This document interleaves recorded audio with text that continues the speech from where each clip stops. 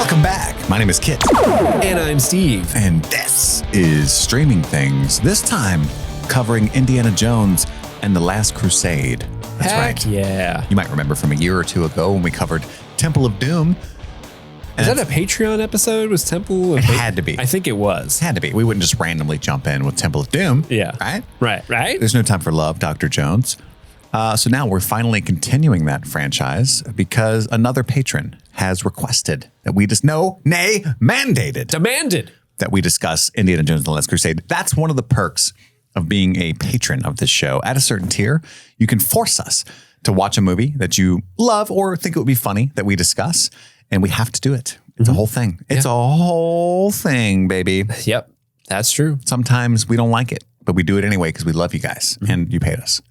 We transactional. review the video and you give us the antidote, Dr. Jones. That's right. That's a Temple of Doom reference, but hey, we're here for it. But hey, this time I really enjoyed it because I am a fan of The Last Crusade. I kind of spilled the beans on our Lost episode. Go over it again. Tell us about how you feel about the Indiana Jones franchise. I don't know how I feel for sure. I feel a little gaslit, you know?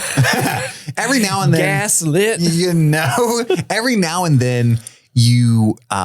it's probably occurs to you sometimes as well, like something that's generally beloved, a property that everybody seems to really dig, and you just don't quite get it, and maybe even pretended through a big portion of your life, like, heck yeah, I'm excited.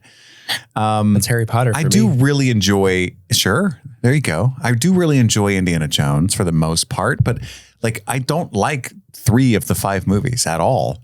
And then I really like 2 of them, but I don't love them. So it's interesting to me that this is such a beloved franchise. I do think Last Crusade is the best of the 5 films. It's my personal favorite. And I like Raiders of the Lost Ark a lot. And I know in context, in its time, Steven Spielberg is very good, especially when partnered with John Williams and the team that he has there at Adventure Stories and especially, and I don't mean this in a demeaning way at all. I think it's just a fact, especially for kids, if you were 12 in the early 80s, fuck yeah, this would rock, right? But now in my 30s, in 2024, watching this, there's a lot of flaws, especially with some of the dialogue, some of the character work, even some of the acting, a lot of points, usually our titular character. Who I'm also not a huge Harrison Ford guy. Yeah. I don't think the guy, when he's up there in conversations all the time with titans of acting, I don't see any evidence that he deserves to be from other than the roles he's been given, iconic characters, but the performances themselves, you could copy and paste any day player in there. I mean, any square-jawed man. I think Harrison Ford, too, because I'm not a huge Harrison Ford fan myself, but I think to his credit, I think he does play this roguish, charming, there's something down and dirty about the character, but he's lovable. And there's a weird tightrope that he walks specifically in the 80s and late 70s that I think only he can truly do the way he does. But I don't think the older he gets, the more that oafish ruggishness about him kind of translate into just I don't give a shit. Why am I here? Sure. But because I don't know if you famously, who was originally supposed to be Indiana Jones and Raiders? It was Tom Selleck, I think, was the first choice for Raiders of the Lost Ark. Indiana Jones. I think he could have, but I don't know if it would have been as good. And nowadays, I think you could throw a Ryan Gosling in there. Oh, fuck no. Effectively? No, I don't think, no. Ryan Gosling would be so annoying. You're high. Oh, forgive me. I'm so sorry. You said Ryan Gosling. You thought Ryan Reynolds? My mind went Ryan Reynolds. I'm so sorry. I was you're My high. mind connected 2 different dots that were related. He was with Harrison Ford in another Blade Runner movie and did it great. Yes. Ryan Gosling, yes. Yes. Reynolds, no. I'm going to blow your mind with some of these people that I think could do it. Hold on. Dwayne The Rock Johnson. Oh, boy. Oh, boy. No, I was going to say Channing Tatum just to have a hot take. What the fuck? Yeah, I'm Channing with you. Tatum. Yeah, I think he's got chops. Plus, he could dance at some point in the movie, and it would be amazing. You know who I think could be if you made a modern day Indiana Jones, who I think Timothy Olyphant would be good. I like how you picked another actor that's like 50. I know, but still. A modern day. Timothy Olyphant is a 50-year-old who looks better than me. He does. He's a fucking just a real hunk of man. Every time someone like brings up that guy's actual age, I'm like, fuck no. You got halfway through that and I thought you were going to say Chalamet and it was like, interesting. Oh my gosh. Can you imagine how upset people would be? I love archaeology. What about we just go the full Monty and go Shia LaBeouf? It's a new Indiana Jones. Mutt taking over? Mutt Williams. I was going to make a joke, but that's a spoiler for Dial of Destiny. Yeah, don't do that. Yeah. Everybody would be so upset. I don't know. I'm not shitting on Harrison Ford. Like I love me some Air Force One. You know what I'm saying? I love me some The Fugitive. I didn't kill my wife. I like Star Wars and Indiana Jones well enough. Who's scruffy looking? Parsecs.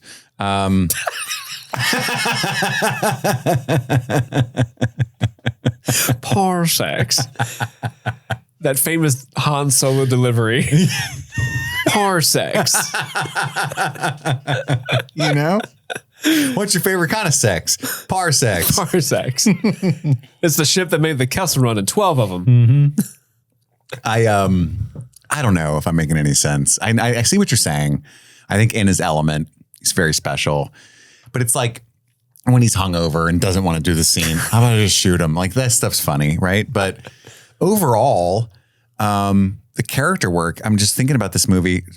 The reason I love this movie so much is 1,000% Sean Connery. You know what I mean? Yeah, Sean Connery saves this movie for me. I don't have the actor's name, but the guy who plays Marcus is always a highlight in this film for me. Marcus Brody. Yeah. He's funny. And then, of course, you get John Rhys-Davies and Gimli as Sala, which I think Sala's underused in this film, but it was nice to see him. Yeah. The three like good guy characters that kind of tag along with Indiana Jones, I think, do a lot of work. But most significantly, Sean Connery. Denholm Elliott is who I'm talking about, who plays Marcus Brody. I think part of this movie that's so fascinating to me is that Harrison Ford kind of had a similar reputation, not in Hollywood, but like played the same kinds of characters that Sean Connery did. They're a little bit of they're very similar in age in actuality. Yeah, they're only 12 years apart in age. But at the same time, like, I think Connery's James Bond was like this roguish rake of a man who slept with all these women and, and then Indiana Jones is basically Indiana James Jones Bond's with a whip. Yes, Steven Spielberg. Indiana Jones is Steven Spielberg's way of making a James Bond film. Yeah. And so having Sean Connery in this film, there's like a meta joke to it. Mm-hmm. Like, he also slept with the woman, and it's because it's silly because that's his dad, but it's because it's Sean Connery who is known for that same kind of thing. Right. It's extra funny. Yeah. Like, of course he did, I don't know. So all that stuff works really well for me. And I like Raiders too, like the initial, I just think they could have done so much better with it. I don't know. With what specifically? The franchise of Indiana Jones, okay. Sure. Like that's what makes Dial of Destiny and Kingdom of the Crystal Skull so disappointing is because with modern technology and storytelling and stuff, you could really dive into this. Like the idea of, or like just remake a Tomb Raider really well, do it fucking well for one. Like I like the whole idea of the tomb raiding and the whipping and all that stuff is fun for me. It's just the swashbuckling. Well, I think like if they had just left this movie as Swashmore-buckles, baby. If they had left this franchise as a trilogy, like they made Last Crusade in 1989 and didn't make Kingdom of the Crystal Skull or Dial of Destiny, you probably would think more highly of the franchise overall, right? Yeah, probably. Because then you would only point to Temple of Doom and be like, I don't like that one. That's 2 for 3, right? Yeah. But because, Kingdom of the Crystal Skull, I don't think is good. Dial of Destiny is not good. I agree with you that that's probably the case. But I also want to come clean because I know our audience is going to hate this and they might unsubscribe. I mean, that's how bad it's going to be. I hope not. I hope they've learned to love me and just like really appreciate my honesty. I just don't feel the same attachment to the entire decade as many people seem to, especially people my age and a little bit older, which is funny because like I love Stranger Things, but like I really actually have very little nostalgia for all of the stuff it's referencing. You know what I mean? Like you guys have seen me on the trivia episodes. Like I don't know shit about 80s music. I'm just now learning to appreciate it at all. Like because of movies like Sing Street. I'm like, this kind of is a bop, you know? You know what I mean? Got good music. Like, am I hungry like the wolf right now? You are. Holy shit. Am I a man eater? I kind of dig this. You know, but like E.T., Indiana Jones, even Star Wars. I grew up on the prequels. I'm a fucking savage, you know? I'm a Philistine.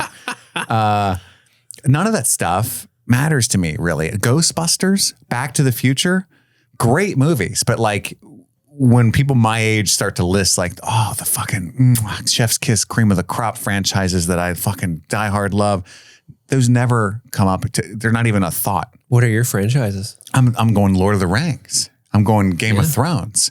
Does Game of Thrones count as a movie franchise though? I don't know. I'm just saying, you said franchise. We're talking about movie franchises? We're talking about movies.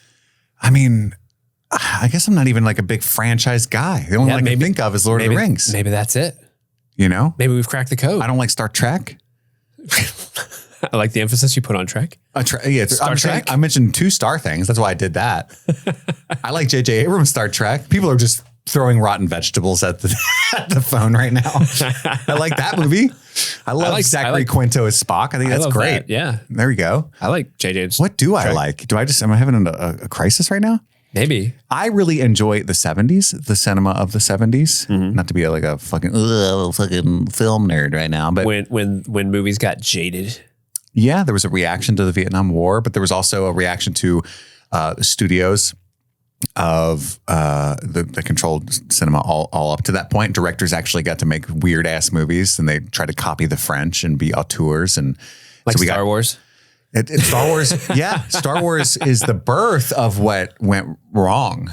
Yeah, it started with The Godfather. It was the first movie to open in like 450 theaters. They never did that before. They always would open in a few dozen theaters at a time and kind of traipse it across the country and let word of mouth and buzz generate. And The Godfather, they're like, fuck it, give it to everybody at once. And it exploded. It was the highest selling movie of all time. They were like, holy shit. And then Jaws. And then Jaws was the full hammer, nail in the coffin there, because Jaws dominated for a whole summer. And then Star Wars perfected what you could do with that by merchandising and franchising and stuff. So it was the trifecta punch of Godfather, Jaws, Star Wars. And then every studio thought, fuck it. Let's do that. Hundreds of millions of dollars so that we can make $1 billion on every, we'll make giant movies with giant payoffs. And that was their salivating thing. And there was no more taxi drivers, no more blowouts. None of that shit. That did take a little bit of time to actually fully kill those movies. Like in the 90s, you still had movies similar like that. Like and they still exist today. The mid-budget drama. Well, you had the Sundance indie renaissance with Linklater and Tarantino and Kevin Smith, even Robert Rodriguez. All those guys came out in the mid 90s, early 90s, and kind of reinvigorated what happened in the 70s again. But for the most part, we always go back to Spielberg. And that's kind of, so maybe I have a little bit of a taste in my mouth, a sour taste in my mouth. It's so strange to me because like Lucas specifically, but I think like Spielberg and all the guys of that era, we've talked about how they were all friends and went to film school and everything together. And I think all of them at that point were like, man, I hate studios. I want to make what I want to make. I want to make the movies I want to do. And they did. It just inadvertently, they like changed what studios wanted to do. And they, in a weird way, they've become the thing they hate. I don't even think through any fault of their own specifically, because I think deep down when you look at like a Steven Spielberg specifically, that's just a dude who fucking loves movies, loves making them. He loves doing any. And there's he a lot gives of so heart many in people his stuff. Yeah, and he gives so many people chances, and he's an advocate for a lot of other filmmakers that are. He's definitely one of those type of people who puts the ladder down behind him, so that other people can come up. And that's why I respect Spielberg a lot. I don't respect George Lucas as much, but. That's a whole other train of thought. No, I get you. No, I think they did. They wanted to rail against Hollywood, and they inadvertently saved Hollywood. Yeah. Because these movies were extremely successful. And there's a lot. I don't know. You guys probably don't want this kind of stuff from us. But what happened was it's very complicated. Like you had the end of after Nixon, and then when Reagan came in, everybody's tastes were different. They weren't like fighting the establishment so much, right? So they didn't want these really subversive, smaller movies. They wanted the big action blockbusters and stuff, which is why and I love a lot of those movies. A Terminator, big Terminator fan. Love a Terminator. So I think if you're going to go Terminator, that's a franchise I think should die. Sure. But also I would put it as far as what I like, I would put it above all the ones we just discussed, which might be wild. Even fucking Rocky. I would rather watch any of the Rockies than Ghostbusters or Indiana Jones or even Star Wars personally. I think those are great. I fucking love the Creed movie. Now, there's some franchises. I finally figured it out. Yeah, Steve. you got Rocky, it. We got there. Rocky, Terminator, The Matrix. You really that's way think later. Terminator is a good franchise? The first two. Okay.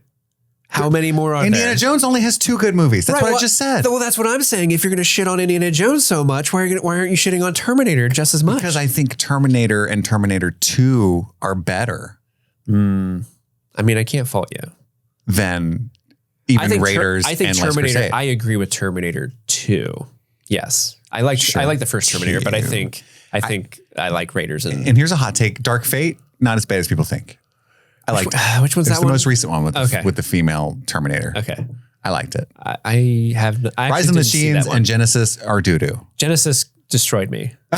Like inside a piece of you Genesis, died. like Genesis with a one where I'm like, if they make another fucking Terminator movie, I'm going to figure out how to go back in time and throttle James Cameron. Did you watch Cameron. Dark Fate? No, that's the most recent one, right? Yeah. No. Because it might be worth a Genesis watch. ruined me. Yeah, it might be worth a watch. I think it's got some fun stuff in it, at least. Yeah. I think I'm talking at my ass right now. Well, let me change the subject a little bit and tell. I do love Back to the Future. Back to the Future. You love all. Be honest. You love all those movies. You just like to watch different things. I do love all those movies. Look at my letterbox, bitch. I love all those movies. But I'm just, I just don't feel like I do as much as everybody else. And I feel a little weird about it. Like, and that's honest. That's true. That's right. Be you, man. Just being me. Be who you are. I love the Indiana Jones 2 movie. Well, actually, I'll be honest with you. I kind of love Temple of Doom as well. You do. In a sick, perverted way. I do love it. I still remember me realizing I didn't love it when we reviewed it. It's like I got to the studio and was like, guys, that's really racist. It is. You were like, so racist. But oh my gosh, it gave us Short Round. And for that, it has, Short Round is one of the characters. I'm like, why didn't you ever bring Short Round back? You brought Solid back. Yeah, they left him out of the whole fucking industry for 30 years. Yeah, well, like what the fuck was that about? He was like a camera operator and stuff. A stunt coordinator, I think, too. Yeah, until Everything Everywhere. Ki Kwan. Now he's blowing up. Yeah, because he's so talented. He's so good. He's got some cool roles coming up now. Anyway. But this movie, Indiana Jones and the Last Crusade from 1989, Steven Spielberg and George Lucas are back at it together. Actually, Steven Spielberg is on the record as saying he went back and made this movie for 2 reasons and 2 reasons only. And those reasons are A, he had a 3-movie obligation with George Lucas. Huge reason. And B, he wanted to atone for all the criticism he got for Temple of Doom. He felt a little bad about he felt guilty about how that movie turned out. And then he followed it up with Crystal Skull after ending on a high note of Last Crusade. I know, right? Was this well-reviewed, Crusade? Crusade was, yeah. People like it as much as we do? I think so, yeah. This is actually Steven Spielberg's favorite Indiana Jones movie. Because he's correct in that assessment. Me personally, I think I like Raiders. So here's the thing. I think Raiders is a slightly better movie. Like the nuts and bolts of it, I think is a better movie. But I think Last Crusade is a more fun movie to watch. Mm-hmm. Like this movie's fun. There's a couple things in it, like, and we'll get to when we go into the breakdown, there's a couple things like, that makes no fucking sense. Like, I'm so, like, there's some things where, and again, it's Indiana Jones, so it's not going to make sense. But this one, there's some things that I'm just like, I can't round this edge. Like, it's just too much for my brain. But then you have to kind of sit back and like, fuck, it's Indiana Jones, let it be. I say nay, we do not have to do that. That's all I'm trying to say. Yeah, well, that's fair. Because imagine with this movie, with this character, and I was going a little too hard on Harrison Ford, and then you had like some really interesting mystery instead of like the yada, yada, yada, something that's not American, something really old. You know what I'm saying? Yeah. Stuff that they do. They do an actual like, oh my God, that's interesting. Or wow, that's shocking. Or wow, the blonde German chick's actually a Nazi. What if it was a surprise, you know? Yeah. Oh, you mean the guy who's the Imperial officer from Empire Strikes Back is the bad guy? Yeah. What? Walter Donovan? Yeah. Yeah. What do you think about this? So when George Lucas approached Steven Spielberg about the third Indiana Jones movie, his original concept was, okay, here's what we do, Stevie. We're going to put Indiana Jones and we're going to put him in a haunted mansion. That sell you on it? Kinda. Are you into it? Like they did with Hercule Poirot in Haunting of Venice. That went well, actually. Here's the thing. Well, like Steven Spielberg was like, no, I just did Poltergeist. I don't really want to do ghost Incredible shit. movie. I want to do something different. And so George Lucas changed the idea to the idea of the Holy Grail. And then Steven Spielberg added on top of that the sub-story between a father and son. And I think the father and son story is what really makes this movie work. Yeah. Like the Holy Grail thing is like, whatever. Indiana Jones fighting more Nazis. Cool. Always love to see a Nazi get punched. Sure. Dope. But the father and son journey that Sean Connery and Harrison Ford have is so enjoyable, and it makes the movie what it is. I agree. Yeah. And especially with the daddy issues that we know Steven had. He put a lot, and he does that. That's where he shines the most, I think.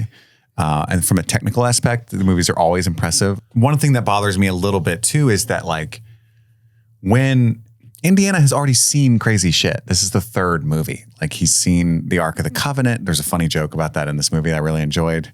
You know what I'm talking about? Yeah. That's the Ark of the Covenant. Are you sure? Yeah. Pretty sure. Yeah, it's because he's seen the actual thing, right? And like he's seen people like rip hearts out of chest, and he's seen supernatural forces at play. And yet, at every juncture, he's like, "Oh, we're gonna find the Holy Grail." And it's like, "Oh, come on, buddy, that is a crock of shit. Why are you so skeptical?" He does that in every movie. You're the only person who's seen actual magic in this movie, and you're the least believing of everything, and that makes no sense. Like an actual, like the thing he saw, the Ark of the Covenant, is related to Christianity. Yeah. And so the Ark of the Covenant was real, why can't the Grail be real too? Like this time, I'm pretty sure you're pulling my leg. But maybe that's why they went through such great lengths to make his dad, Dr. Henry Jones Sr., what they call it, a Grail professor or something. Like that's like his like point of study. And maybe it's just like him being blinded by like, oh, my dad didn't hug me enough because he was looking at Arthurian legend. Right. I hate this. And I love that they're both like PhD doctor, people. And yet his dad is basically a flat earther. What? You know what I mean? Wait, hold on. Why is he a flat earther? Because the Grail's not real, Steve. Oh. I thought for like I he missed spent his something entire life. Indiana. You know that the earth is flat. The map I drew was on paper. What is paper? Flat. I drew it on a table. Galileo was a hack. Morons like you should spend more time reading books than burning them. Copernicus, Kismernicus. I don't remember which one. I remember my Charlemagne. He said, the earth is flat, you idiot. Yeah. Let's get into it. Also, River Phoenix. I forgot about that part. Yeah, River Phoenix. R.I.P. So I do like the one thing. So we learned Indiana Jones's actual name in this movie is Henry Jones Jr. And Indiana is from the dog. We named the dog Indiana. You're named after a dog. Mine, he said. A mine. and I love this little bit because the dog thing is an Easter egg for 2 movies. Did you know this? What's the other movie? Okay, so Indiana the dog is named after George Lucas's Alaskan Malamute from the 70s, and he loved that dog. And that dog's name was Indiana, I believe. And also that dog is the inspiration for Chewbacca. Oh, wow. Because he was such a loyal friend to George Lucas. When he wrote Chewbacca, he wrote it with his dog in mind. So this is a very inspirational, important dog in our culture. People might not know, that George Lucas is the impetus behind Indiana Jones as well as Star Wars. And he actually was helping his friend Steven out. Sort of. I'm sure there was some I know you can make this movie better than me and you're going to make me a lot more money aspects to it as well. But at the time, Steven had back-to-back hits, but also gone 3 to 6 months and $10 to $20 million over budget every single time. And so he had a reputation for eventually he's going to do that and not come through with the biggest movie ever. Yeah. And so he was a risk. He was a risky director. Steven, I need you to really fucking hammer it down this time. I need you to bring it down. So this was his way of proving himself. We're going to put him in a haunted house. So he helped his buddy Steven out by giving him a movie to direct, so he could prove to studios that he could come in under budget and on time. And thus Indiana Jones is born. And that's right. That's what happened with Indiana Jones. So anyhoozle, without further ado, the movie opens up. Boy Scouts, ? Was my thing. By the way. Weebelos. Right, yeah, Weebelos. John Locke was in there. At what point are we letting children just have a horse and go off with a chaperone into the desert? Is that a real thing? Dude, it was the 30s. There were no rules. No, this was 1912. There was no rules. Horses are dangerous is all I'm saying. They are. They're scary creatures. And I don't think you'd let a kid just have one. I don't know. Back then, kids half River Phoenix's age were in like coal mines, you know? That's true. I'm surprised they had a chaperone. That's true. And matching uniforms. They're like, here's a horse, here's a knife, and a bottle of whiskey. Have fun.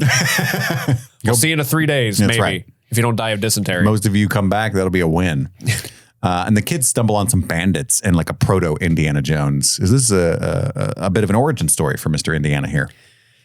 Yeah, this whole sequence of the flashback, young River Phoenix is, I'm not a huge fan of this whole entire sequence. Mm-hmm. There's just something about it.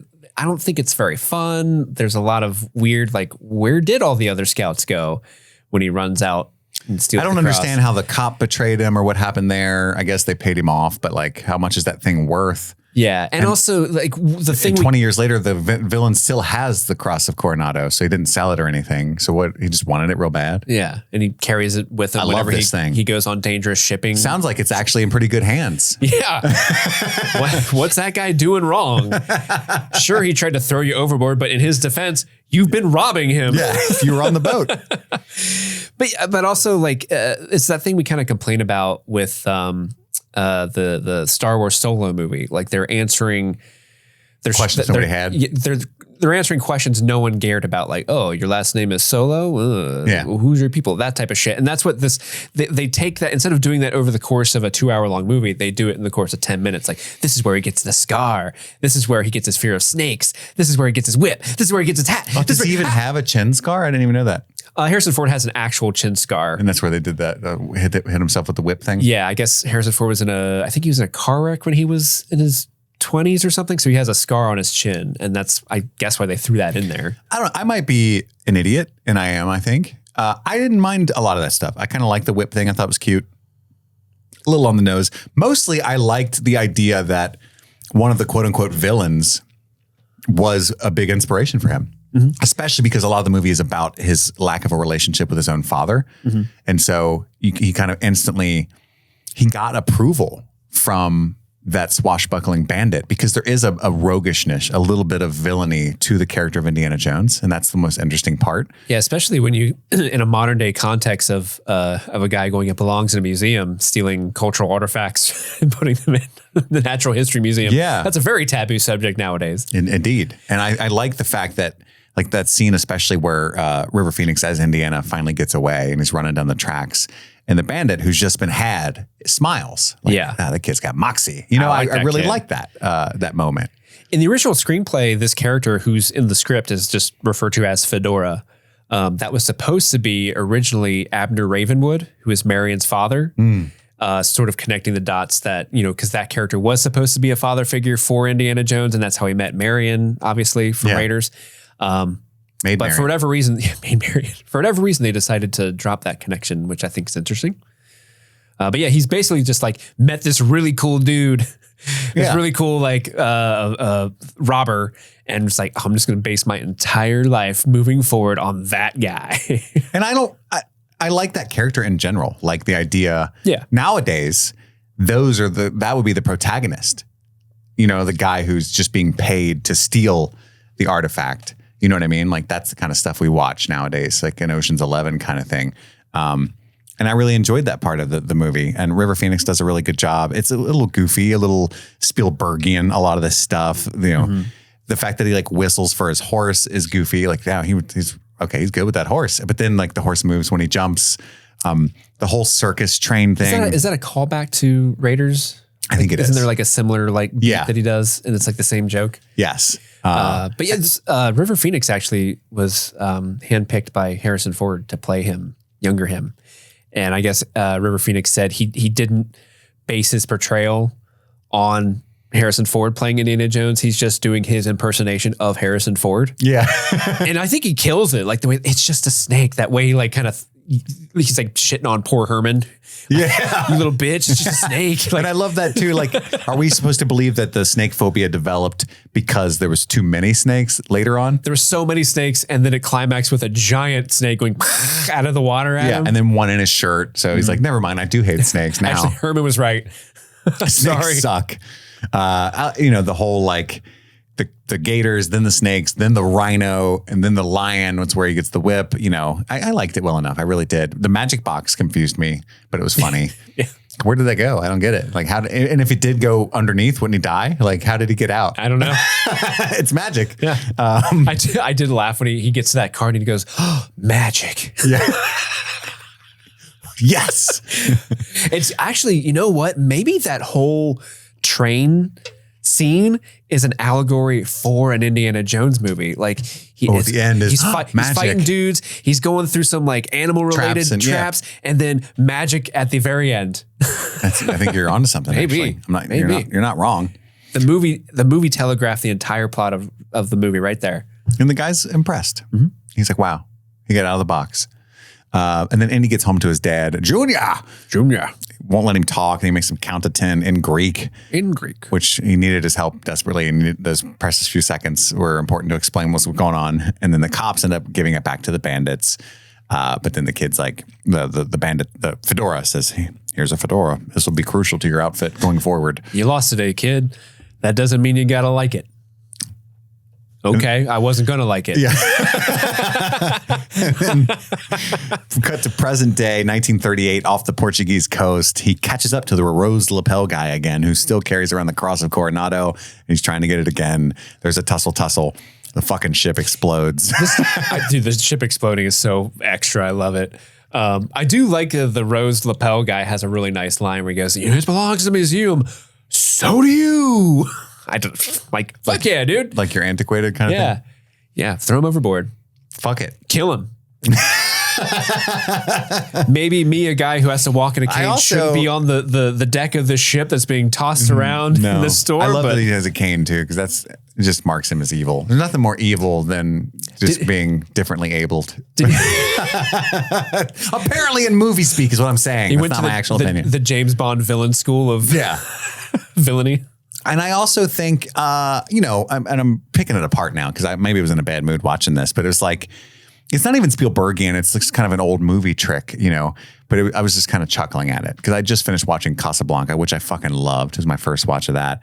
But it was funny to me, like the ship explodes and then why do you got to do the guy's hat? Like, I love that. We know he was on the fucking boat. Where would he have gone? But it's like, he's dead for sure because there's his hat. If he wasn't dead, he would have his hat. And there's a hole in it. Right? Something went through that hat. It's just like a thing they don't do anymore in movies that Spielberg, I think, was like, nice, I bet. Well, no, like to be fair, the whole point of Indiana Jones is they're based off the pop comics that Spielberg and George Lucas were reading when they were little kids. That's true. So like, it's like when Seth Rogen today goes and makes an animated Teenage Mutant Ninja Turtles movie because when he was a kid, he was watching Teenage Mutant Ninja Turtles shit. Yeah. And so Turtles a lot of this half shell. Turtle Power. So it's one of those things where like some of the things is antiquated, but I think it's that purposeful, campy homage to a simpler time. There's just moments. I don't know why, man. I'm just like, this is not a 5-star. You know what I mean?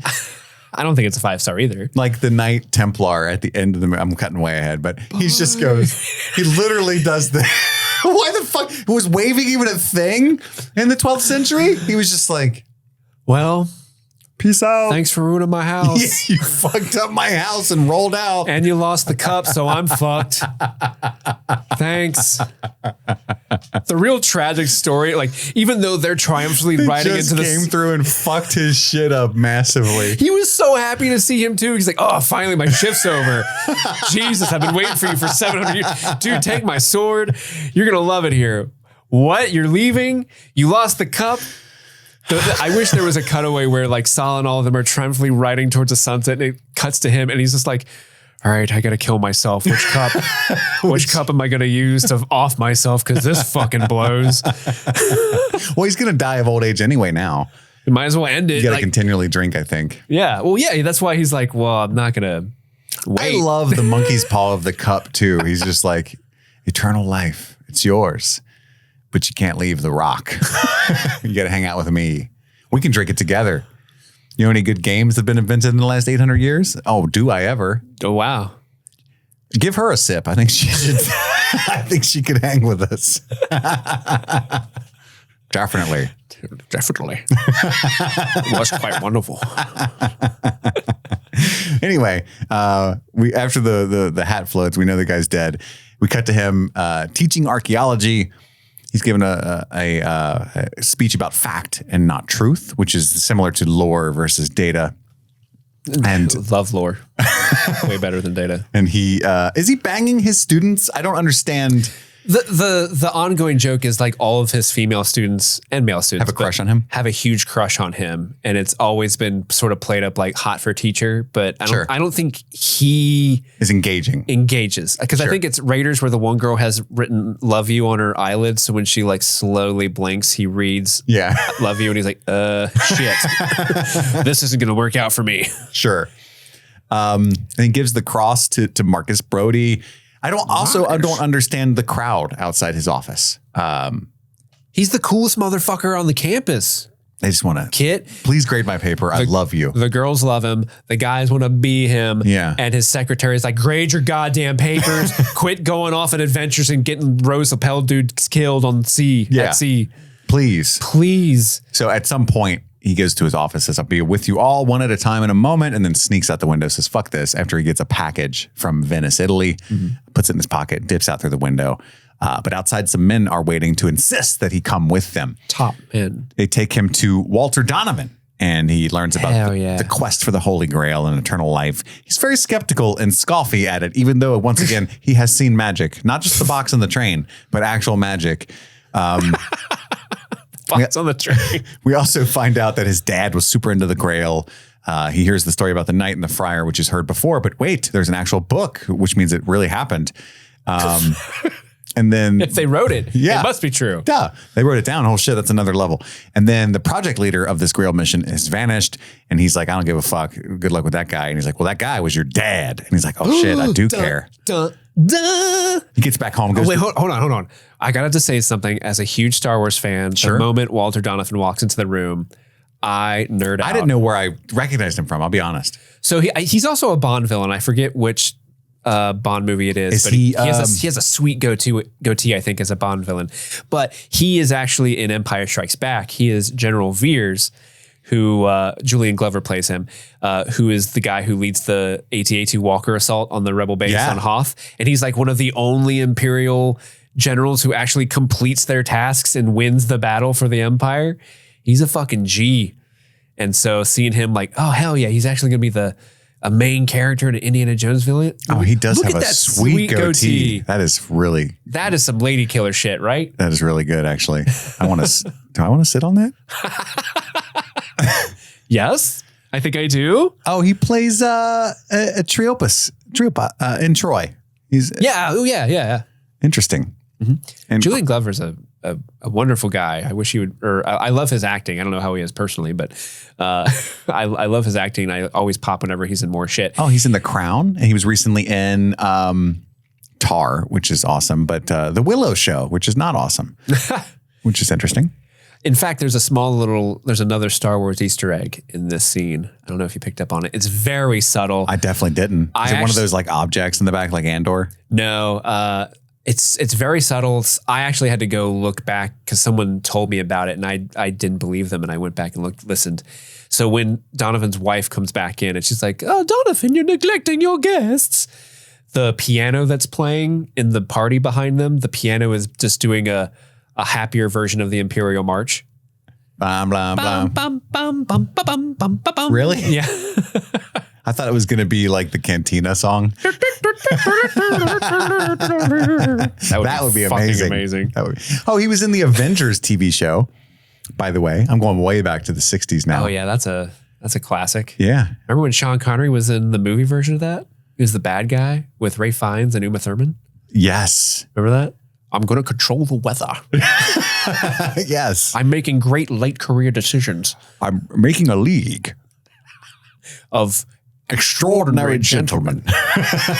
They call me, what was his name? And evil exes. Chamberlain. Wasn't that his character's name? I don't remember. I'm the greatest hunter in the world. Look at or some shit. I don't know. Can't you tell? I turned down Gandalf. And Morpheus. Yeah. I'm on a roll.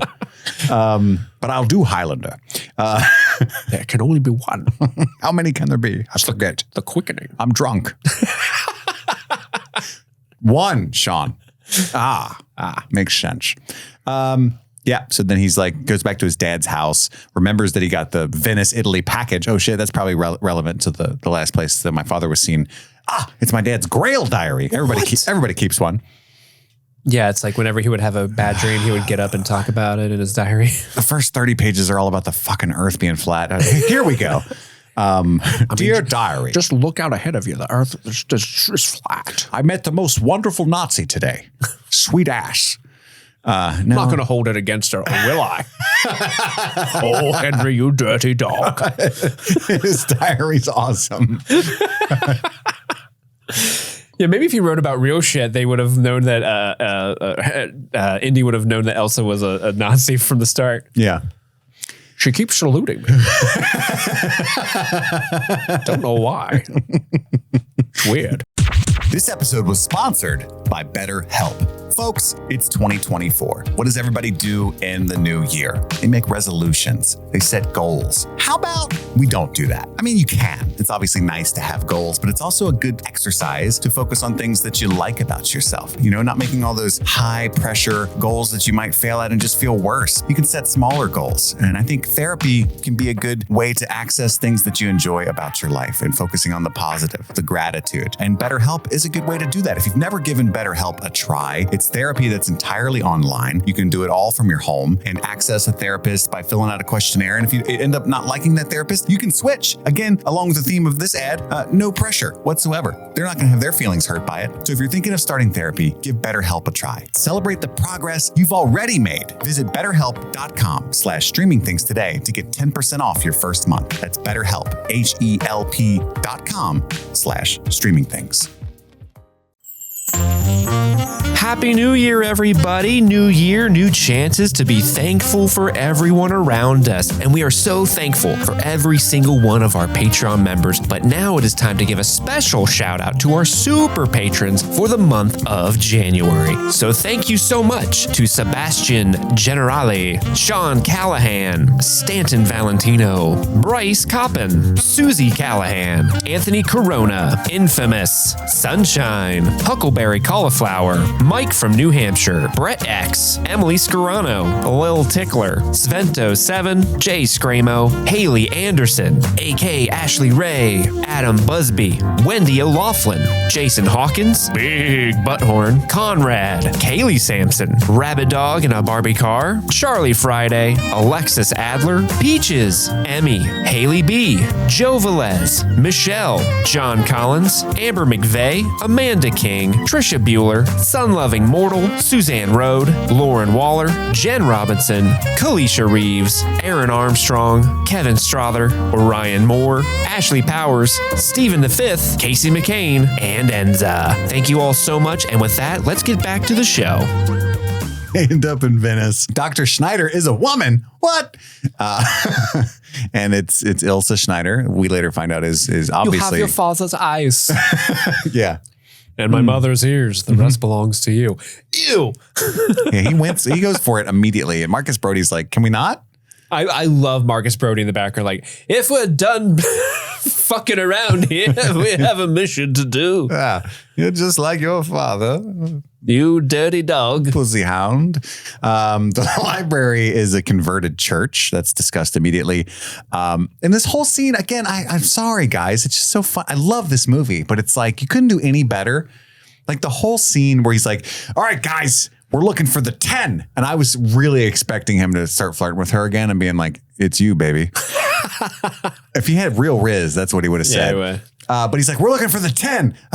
Is it the giant fucking X that's not like so big you can't see it while you're standing on it? When he climbs up the staircase and the big reveal and it pans down, and it's just like an 8x8 foot rug that you could have clearly seen was an X from down there. Am I crazy? You're not crazy. And this is one of those things where like it's you can only do this in movies. Like he's such a detective. Because it's such like a dramatic, like, let me dramatically walk up the spiral staircase. And there was that point earlier in the movie where he's like, X never marks the spot. That and then funny. Literally like X is marking the spot. I like that joke. I just wish the X was bigger to where you had to be above to see it, you know? Yeah. And also when he starts banging on it and there's that like little... With the stamp guy? Yeah. Albert Einstein's trying to stamp some books and he's somehow timing the hitting the floor with it. Did you notice that the X is just fucking gone on the floor? I no, my theory was that was a rug and he took... That has to be the only way it makes sense, right? And he like rolled it away and that's where he started to dig. But what if they move the rug? Like at any point in history, they're like, oh, in the last 1,000 years. Don't fucking move that rug. That's true. That doesn't make any sense that it would be a rug. But the X is gone because when he gets on the on it's the just platform, a green marble floor. It's a green marble floor with a big white X. And then when it cuts to them like about to hit the stanchion, that X is just gone. There's just the green marble floor that they're on now. Which, by the way, when he broke that, it hurt me because I was like, that floor is fucking dope. Yeah, that's beautiful marble, man. And he hit it. It belongs in a museum, sir. And it just doesn't make any sense. Like that's where his dad got to and then couldn't get any farther. I'm just confused. Anyway, it doesn't matter. Well, I think he knew that it was there, but it was around the same time he realized that Elsa was working for the Nazis and was like, oh, I don't want to be. So he got rid of the diary. He got rid of the diary and then they were like, what the fuck, Dr. Jones? And then they took him. Yeah. He's, none of your business. None of your business. I want to tell you about the Earth. Don't you know it's rude to read another man's diary? Mm-hmm. I mean, it's all about the flat Earth, which we can all agree. Look at the horizon. It's flat. Just look at it. I swear to God, I feel like I'm taking crazy pills. No, we wouldn't fall off the edge. No, there's monsters there that keep us up. They draw them on all the maps. Is that what they believe? I don't even know. I don't fucking know what flat earthers believe, man. I don't know. I can't wait for the 3 emails we get. They're like, actually. Oh God, please don't. I don't want to hurt your feelings. And then, so they go through the floor. Ooh, skeletons. They don't even care about that at all. And then immediately people with guns sneak up behind them. Poor Marcus Brody's like, hello. This is why Marcus Brody doesn't know how to get around his own museum. People hitting him in the back of the head and all the time. Concussing Poor him. Guy has major brain damage. I've got so many lumps on my noggin. We get the Ark of the Covenant joke from the Raiders movie, which I really enjoy. And then he goes through a wall and he wants to impress the lady, ends up landing in fucking petroleum. And he's like, "Oh, this is sweet. We can light a torch with this." My notes say in all caps, "Should you do that here?" I was scared. The whole scene. What if he just burst into flame and the movie was over? Yeah, you can see like bits of the flame like falling off the torch the whole scene. And it's like, oh my God, you would be so fucking dead. Yeah, don't do that. And there's rats everywhere. He ends up like nonplussed carrying her. Petroleum Rats. I really enjoy it. That'd be a good band name. It is. Petroleum Rats. That's a good one, actually. That might be the best one we've ever come up with. There were 2,000 rats bred for this movie specifically. They bred them because if they just use ordinary rats, they would be riddled with disease. So they had to have controlled clean rats. And also there's a real big issue with insuring these rats. Like they were worried, like, well, if something happens to the rats, we lose a day of shooting. We could lose thousands and thousands of dollars. So they made a deal where like they asked Steven Spielberg, like, okay, what's the smallest amount of rats you need? And he was like, 1,000. And what if they bit Alison Doody? Yeah. What if they bit Alison Doody? By the way, that is her name. Ilsa's name is Alison Doody. Yeah. Mrs. Doody to you. I can't believe we almost skipped that. Doody calls. Doody calls. Do you know she was, wasn't she the governor's wife in RRR? Let's find out. Was she really? I think she fucking was. love RRR. Major League 2? Interesting. Haven't seen the sequel. And she was Catherine Buxton in RRR. Yeah, you are correct. She's still getting work. It's not Ilsa, it's Elsa. Elsa, sorry. Ilsa sounds more German. As in Let It Go. I'm just always, at all times in my life, thinking of Ilsa Faust. Yeah, she was only 21 when filming this movie. Really? Harrison Ford was more than twice her age. Interesting. At the same time. Very Hollywood, right? Very Hollywood. Very and then old Sean Hollywood. Connery as well. I've hit that as well. Come here, my boy. Let me tell you what old Papa would hit. He carries her. They find coffins. The engraving on the shield is the same that was on the tablet, but it's the rest of it. It's a second marker. Oh, my dad's rubbing. I've seen that before, Andy. What? Giddy as a schoolboy. His rubbing. He loves to rub me. But also, how did that rubbing not get wet when he literally swam? How are they still alive breathing petroleum fumes in catacombs? Yeah, they literally swim in the petroleum. Yeah, they open their eyes. It's just like mixed into the water. Maybe. I guess. Maybe. Still, that's not floating. pleasant. It isn't, but also just that like wax paper. I don't know how that's. No, okay. That's not surviving at all. But it does. The dude drops a match on the gas. He's like, fuck you. And then they have to swim out through the fire. The rats attack her. Air pocket. We get that whole sequence. And then they climb out of the sewer.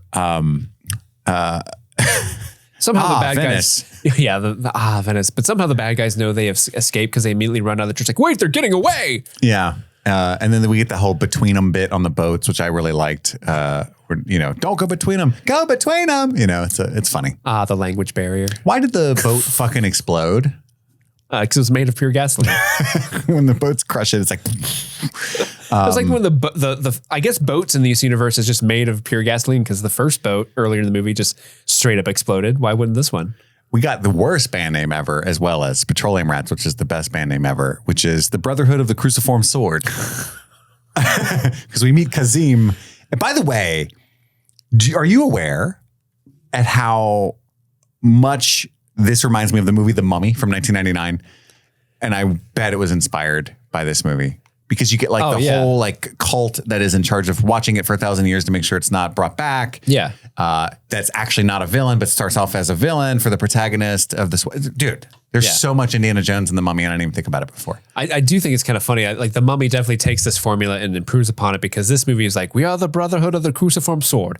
We will forget about you for the remainder of the movie. We will literally just die every time we try to do anything, but we love it. When we do die and help you out, you will not even be aware of our cause. It is our honor. Also, these boats are really cool. That's what I was thinking the whole time. I'm like, those are cool. Do you like our outfits? We have a seat in the back. Do you like our fez caps? Is that what those are called? We are Shriners. We've got little tiny cars normally, but today we're doing the boats.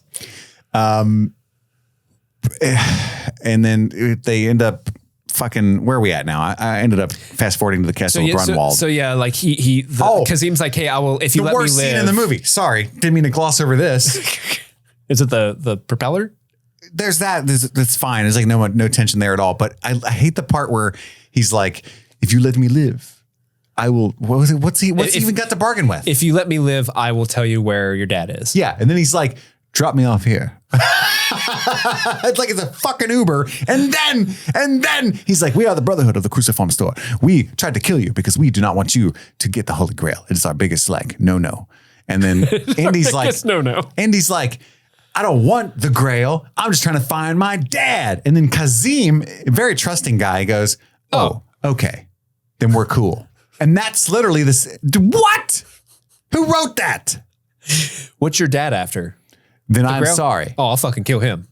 We're even. But you're cool. 9 of my best bros died. You just killed a bunch of my friends. But that's a might be, actually. I didn't know you were just looking for your dad. Yeah, if we could have cleared this up. He's just looking for his dad. What, Kazim? His dad? Oh, shoot. I'm sorry, man. Our bad. We killed the librarian for no reason. We're going to owe down for those boats, too. That poor guy's stamping. / priest. We don't know what goes on there. I'm just looking for my dad. Oh, okay. They find out they have to go to the castle of Brunwald on the Austria and Germany border. And we get this whole bit about Alexandretta and Iskenderun. The city that was destroyed. Ooh. Henry knew everywhere. He knew everything about the plot. Like he knew the route you had to take to find the Grail, but he didn't know where his map technically began. And now they know it begins with the city Alexandretta. / Iskenderun. And he's like, hey, Marcus, you go get a hold of Sala. I'll meet you down there. I'm going to go find my dad first. This is Miley's favorite scene of the movie. What, when they fuck? No. Well, yeah. Iskenderun is in Turkey, by the way. I didn't know that. So Indy goes into his room. It's ransacked. Sure. Then he goes into Elsa's room. It's ransacked. Sure. But she's in the bathroom listening to a record, and she's like, "Oh, they were ransacking while I was." Oh no, I was listening to my very sweet, cool records. I had the volume on max, and I guess I did not. Oopsie, I did not hear them ransacking my room. I'm definitely not a villain. No, I'm the most Aryan person you've ever seen. I was in here shaving. Which Reich is your favorite, honey? The third? Oh no, I gave it away. But look, it's a landing strip.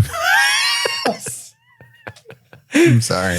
And then of course it's I remember reading I forget who this was, but it was I think it was a film director or a film critic, and they were talking about how like they love Harrison Ford. They love Harrison Ford movies, but they were saying how like the biggest flaw in Harrison Ford as an actor is that he's never believable with romantic scenes or romance.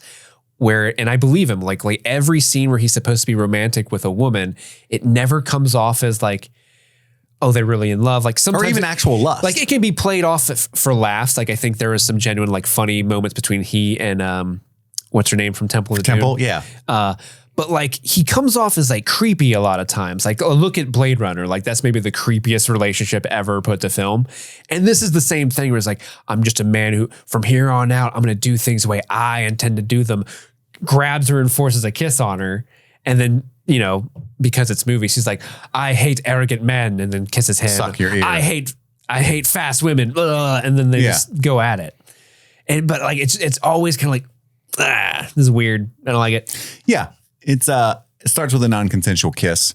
And it's supposed to be like that fast forwarded enemies to lovers thing that they were going for in that scene there. And they make it the sweet to love. Venice. Venice. But then they go to the castle of Brunwald, I presume. I put, does he hate her hat? But then I got it. He wants to play a Scottish lord when they switch hats. The tapestries. Of course, we have tapestries. But if you are a Scottish lord, I am Mickey Mouse. I am Mickey Mouse. Walt Disney loves the Nazis, by the way. I don't know if you guys knew this. He is in our pocket. Fucking Nazis, right? He punches him out. I hate Nazis. these guys. I hate these guys. These guys are the worst. That's an understatement. I do like the pan up. Like technically, Spielberg's a genius, right? If you watch movies like Munich, like he does shit that people don't even know how he did.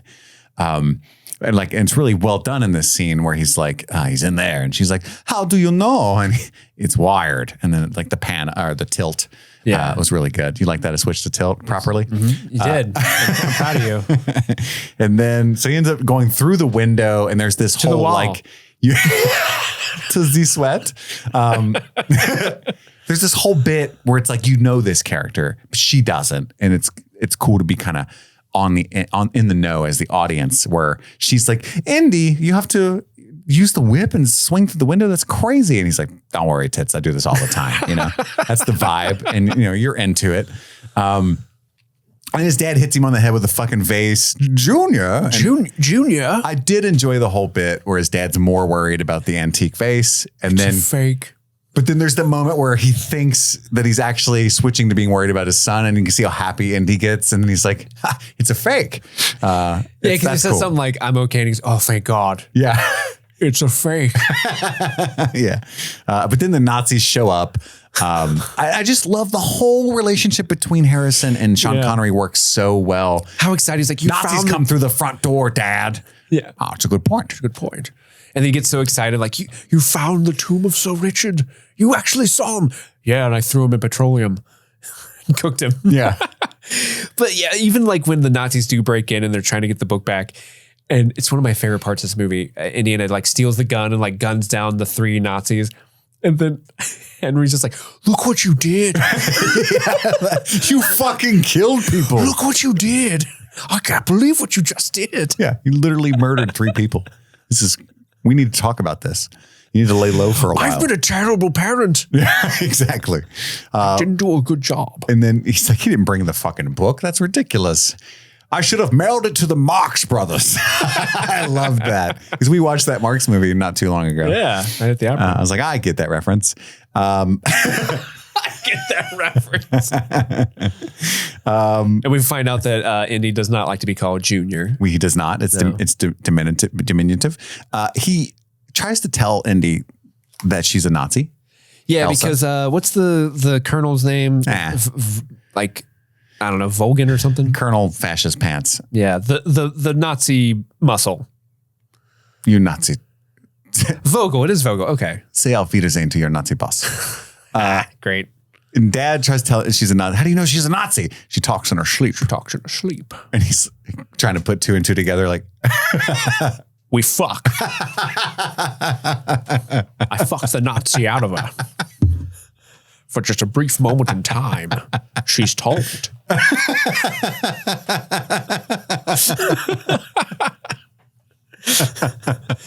he's like, but what if he was just like extremely inappropriate? And like just while they're standing there at the standoff, you know, in the butt. When I would put my pinky in her ear, she would tell me anything. I didn't care at the time. Sometimes she would grab my nipple clamps. I would tell her anything as well. He's into weird stuff. Junior. She pegged me. Where's my gimp suit? She pegged me. We find out. It's weird that he's like, she's a Nazi, man. And Indiana Jones is just he's thinking with his other head. And he's just like, no, we got to save her. And there's no way this blonde German woman in the 30s is a Nazi, Dad. What? You're ridiculous. She is. She is. And also Walter Donovan, the villain from Empire Strikes Back, and James Bond is also a bad guy. Damn it. DTA, motherfuckers. Don't trust anybody. Didn't Stone Cold Steve Austin not teach anybody anything? I told you not to trust anybody. Yeah. DTA, Vince McMahon. DTA, Indiana. Oh my God. You just unlock something if in we me. Cross universes. I want Indiana Jones to run afoul of peak 90s Stone Cold Steve Austin. If you want Stone Cold Steve Austin to walk down there and stop a mud hole in Indiana Jones, give me a hell yeah. But then they become friends by the end of the movie and he's like stunning Nazis. I could just see a stone tablet. He blows the dust off of it. Austin 316. They're trying and to you hear the glass break. He's touching a marble and he's like, wow, this is stone cold. That's right. Snakes. Why did it have to be the rattlesnake? Yeah. We can write this down. And then Marcus Brody, he's like, oh, he's probably already at the Grail. He's not. He's just chilling, wandering through the city. That's the best joke of the movie. Like he knows a dozen languages, knows all the customs. He'll blend in. You'll never find him. And then it cuts him. Does anyone speak English here? No, ma'am, I don't want that chicken. He's basically C-3PO. Yes. You know what I mean? That's the vibe he gives off. He's a funnier C-3PO. I say. Oh, heavens. You bucket of boats. And then I guess that makes... Solid R2-D2. Yeah. Which, that's fair. But yeah, there's these Nazis. There is a funny joke where this obvious Nazi guy bows at Marcus, but he bows so sharply at Marcus, at the same time, yeah, it's a little bit of funny stinky breath, man. Physical comedy. And Sala knows that they're trying to get it abduct him. And he's like, I got my paper right here. Run, Marcus. And he's just not getting it. Yeah. But they trick Sala and they do a Looney Tunes type gag where it looks like a door and suckers, it's a truck. Was that the truck he was going to anyway or something? I guess. It's got a Nazi emblem on the back. It's funny because he puts his dukes up get through me.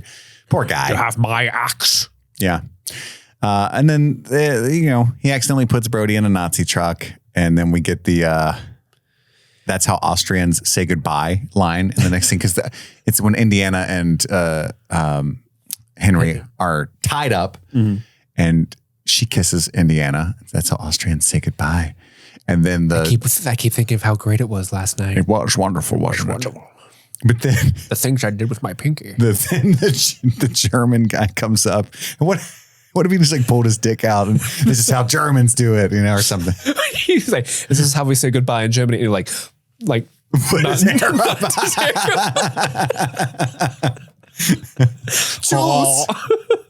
Tschüss. That is actually how they say goodbye. Tschüss. Auf Wiedersehen. Tschüss.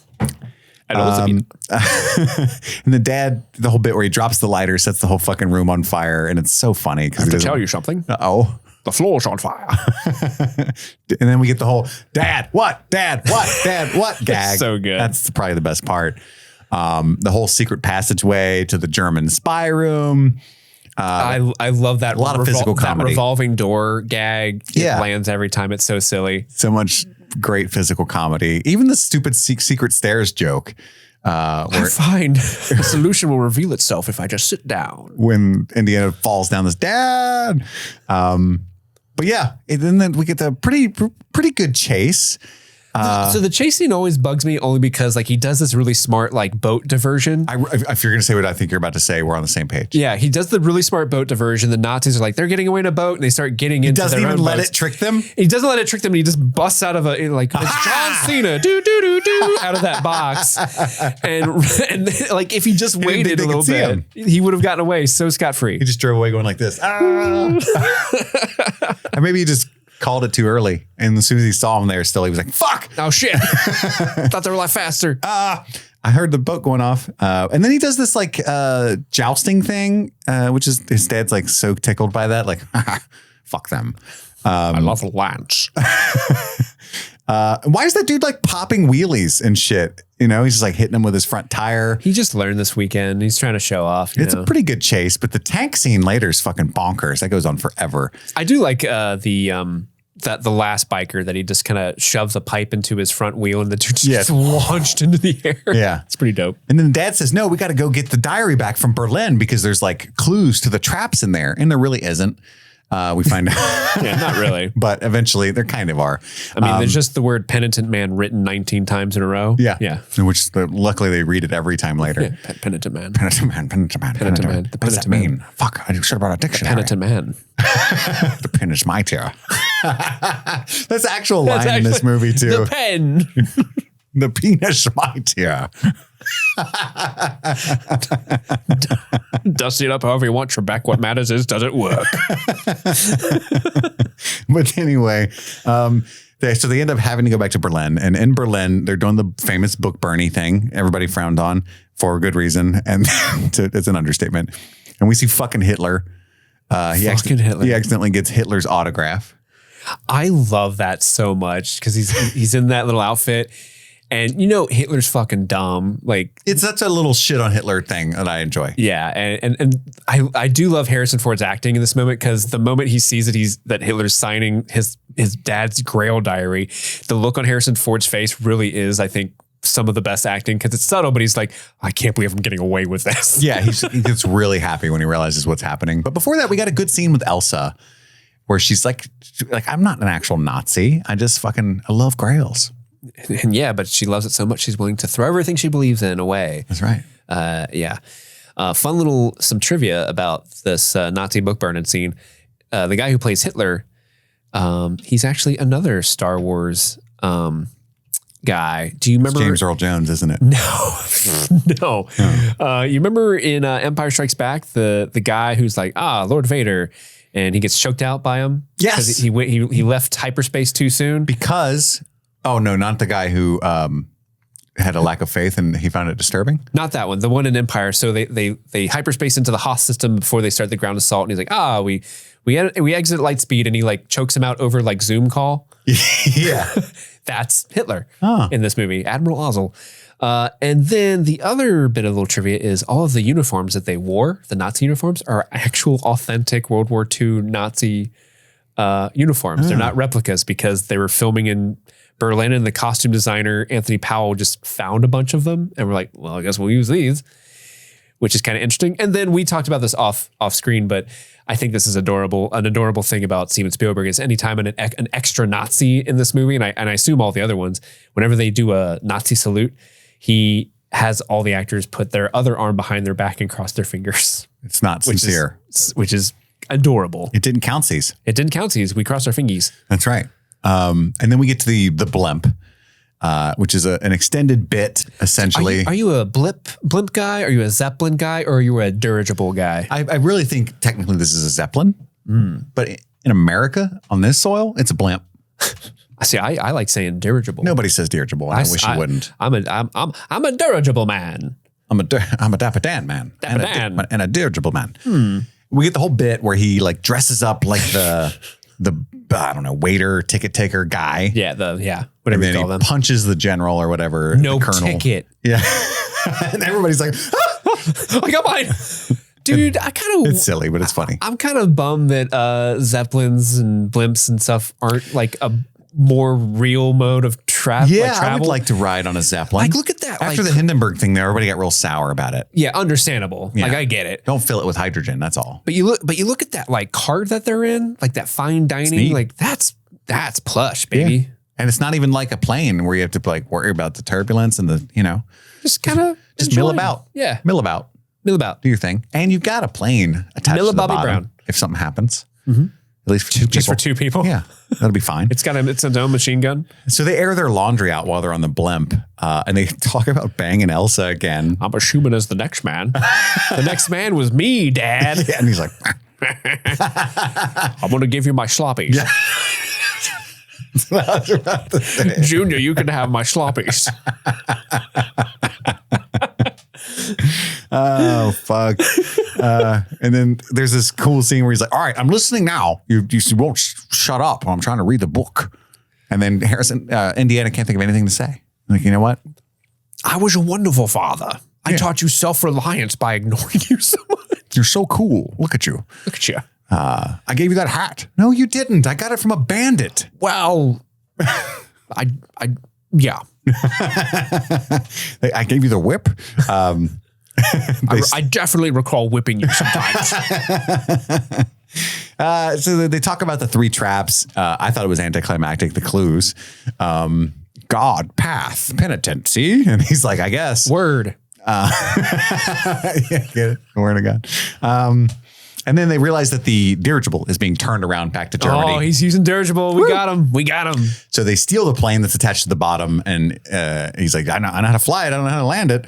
And then I do love the gag where Henry Sr. shoots their own plane. They got us, son.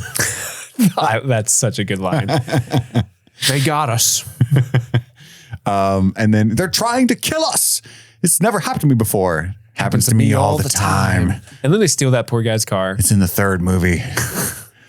This happened to me at least twice before, a bunch. Yeah, they steal the poor guy's car. He's just trying to change the tire. And then he takes out the plane with the old Charlemagne. That's the finale to this sequence. Tok, tok, tok, tok, tok, tok, tok. Yeah, with the umbrella. It reminded me, like the noise he made is like very similar to the noise that oh shoot, what's her name? You make. She makes it in the sack. No, in the yeah. No, in the Mummy when she's like camel race, she's like oh yeah. Tut. Don't make me think about Rachel Weisz right now. I'm trying to focus. It's Rachel Weisz. I couldn't think of her name. Goodness gracious. Yeah. And then there's that goofy scene where like they trick one of the planes to fly into a tunnel with them. Yeah, and the guy's just like looking at him, and then before he explodes. Yeah, the shot of him looking like confused is funny, but it should have been the Knight Templar and just going. Just that'll be explained shortly. Yeah. I'll miss you. The Republic of Hatay is where they go next, and it's the Nazis negotiating with the local lords there, and he just wants a Rolls Royce really bad. My iPad auto-corrected the Republic of Hatay to the Republic of Harry. Harry loves cars. Harry loves a Rolls Royce. He loves a Rolls Royce. But he's like, you give me this car, I'll give you fucking tanks. I'll give you 20 men. I'll give you like 30 camels, 8 horses.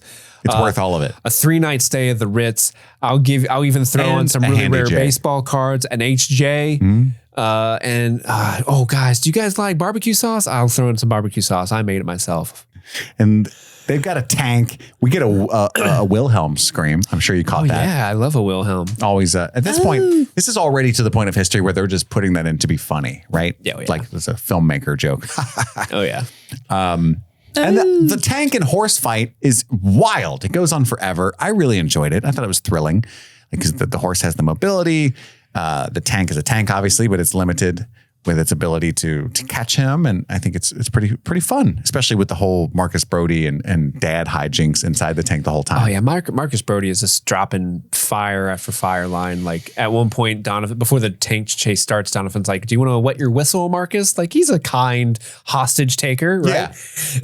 And then the German takes it from him. Yeah. But before he can, Marcus is like, I'd much rather spit in your face. But considering I haven't got any spit, I'll drink it. I'll partake. Ah, fuck. Yeah, the whole giant sequence, pretty much everybody dies. Yeah, there's a tank fight.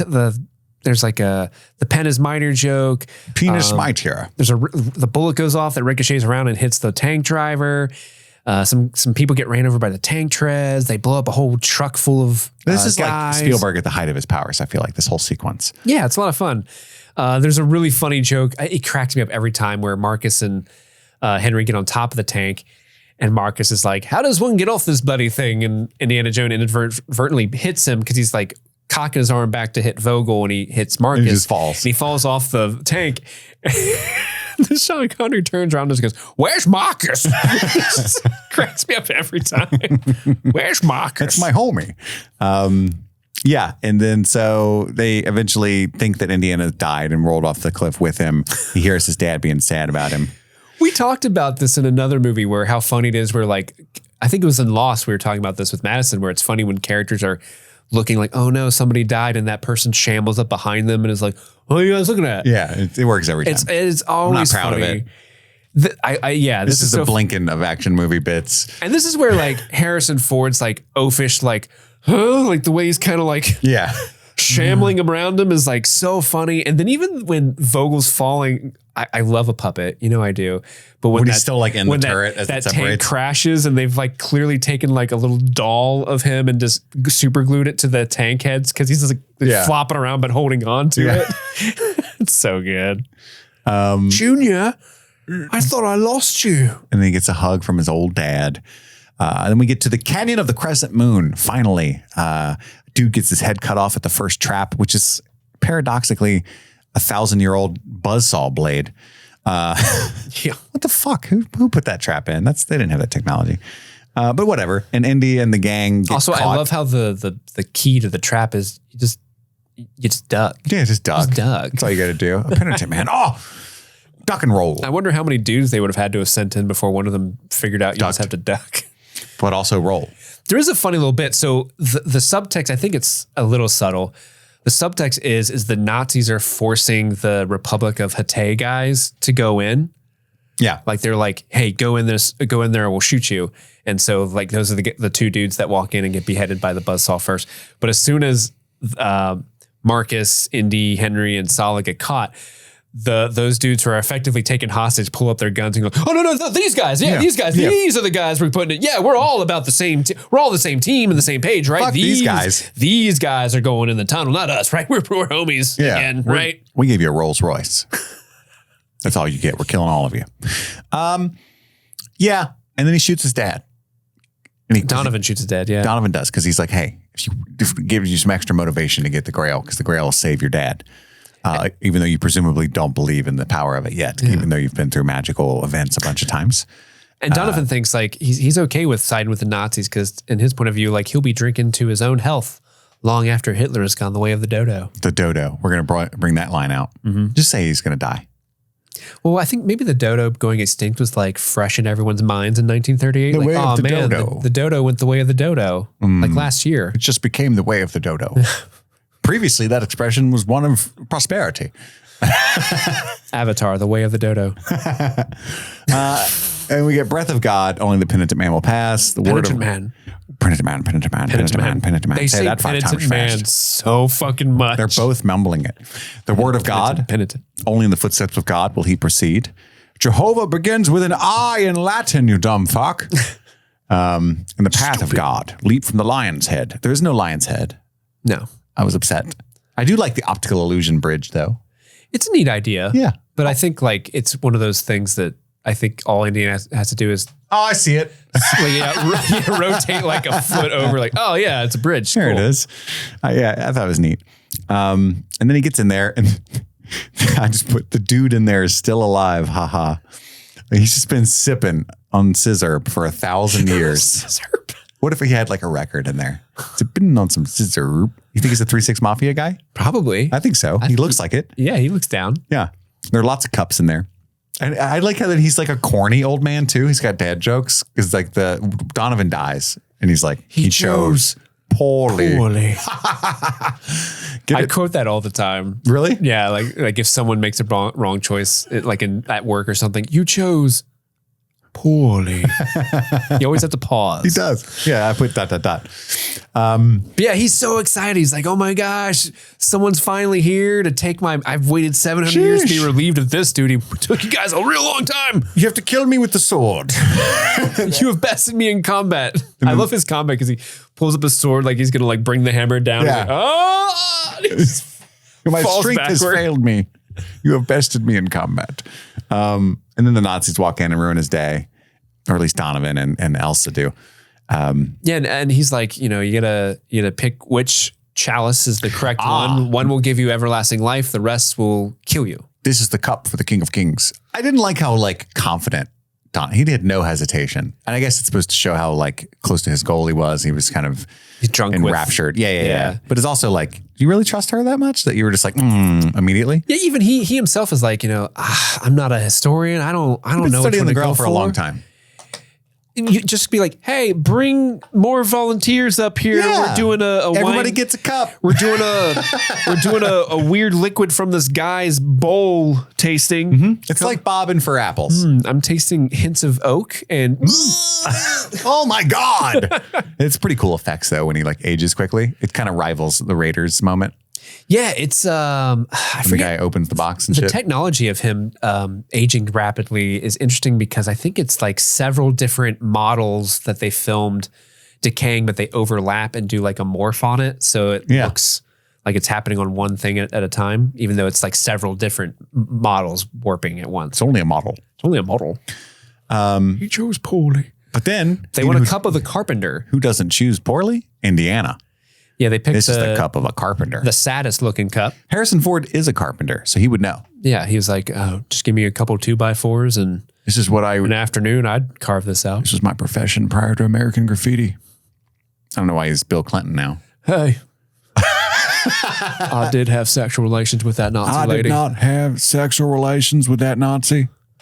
Oh, shit. We're talking about blowjobs, too? Oh, shit. Yeah, that happened. That was in Venice. Oh, that happened real good. Mm-hmm. Real good. There was time for love, Dr. Jones, if you know what I mean. That's right. That's right. No, listen to the saxophone solo. Watch this drive. So he takes the cup out. He heals his dad. It's pretty neat. I love when they take off, you see the bullet wound, but Sean Connery, famously hairy man. But not around the wound. But not around the wound. Because that was the prosthetic thing. They had to shave that off. Yeah. I liked it. And then...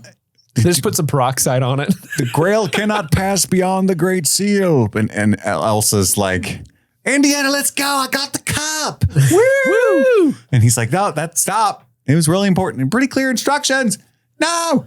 And she fucks everything up. The whole thing starts to come apart. And all those poor Hatay guys start falling into the abyss.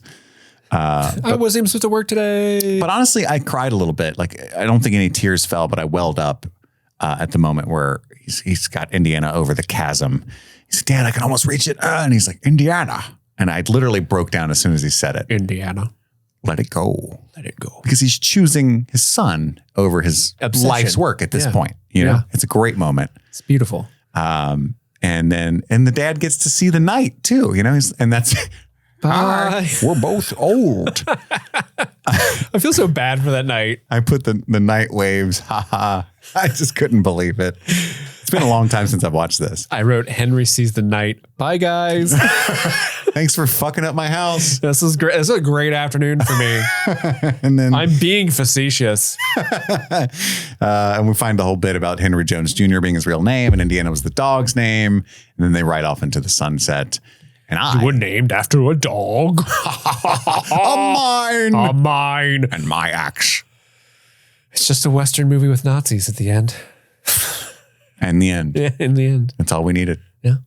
And the real crusade was the friends we made along the way. It was. Thank you to Aaron Armstrong. Aaron Armstrong. Who suggested this movie. What a lovely choice and always a great time watching the movies you guys ask us to discuss. Thank you to all of our patrons that make this show possible. We love you so much. That's all the time we've got for right now. My name is Kit. And I'm Steve. And this was Streaming Things in the last episode of the week. Happy streaming.